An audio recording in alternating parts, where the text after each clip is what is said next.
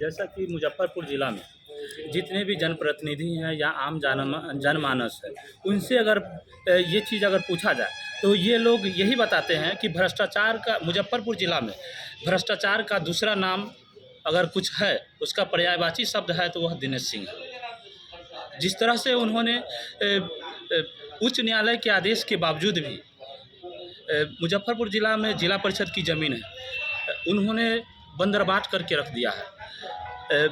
ये उस ज़मीन में आज से कुछ दशक पहले 29 साल से अधिक का लीज हुआ करता था, लेकिन आज 10 साल का लीज होता है।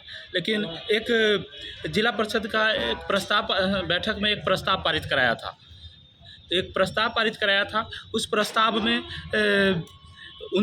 30 साल का जो एग्रीमेंट है, लीज एग्रीमेंट है, उन्होंने प्रस्ताव पारित कराया। उसके बावजूद भी उस नियम को ताक पर रख करके उन्होंने 5,000 के स्टाम्प पेपर पर 50 साल का एग्रीमेंट बनवा लिया।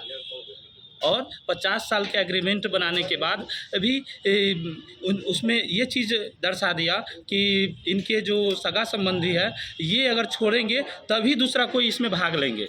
यानी 50 साल तक इनका रहेगा, उसके बाद 50 साल के बाद इनके सगा संबंधी का होगा। उच्च न्यायालय में एमजीसी केस नंबर 2360 है।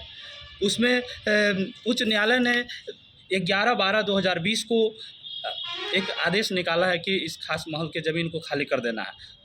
इससे पूर्व बावजूद आज ये खाली नहीं हो पाया। उसके बावजूद भी खाली नहीं हुई। यहाँ तक कि जो तत्कालीन डीएम ये जो मोहम्मद सोहेल जो थे, उन्होंने इनके ज़मीन पर खाली करने के लिए विचार किया तो इन्होंने उनका स्थानांतरण करवा दिया। तो इस तरह के बहुत सारे कुकर्म इनके द्वारा किया जाता है। ये इस चीज़ को आम जनमानस और जनप्रतिनिधि जो है वह जान चुकी है और इस बार परिवर्तन के मूड में है।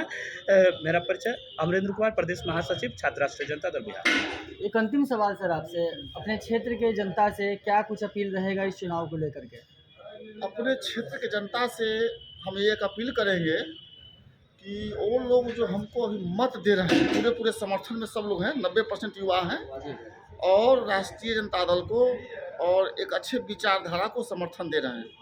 और जितना भी समाज में जो विपक्षी पार्टी का भ्रष्ट और सामाजिक तत्व घूम रहा है उनको बहकाने के लिए, उससे वो सावधान रहें।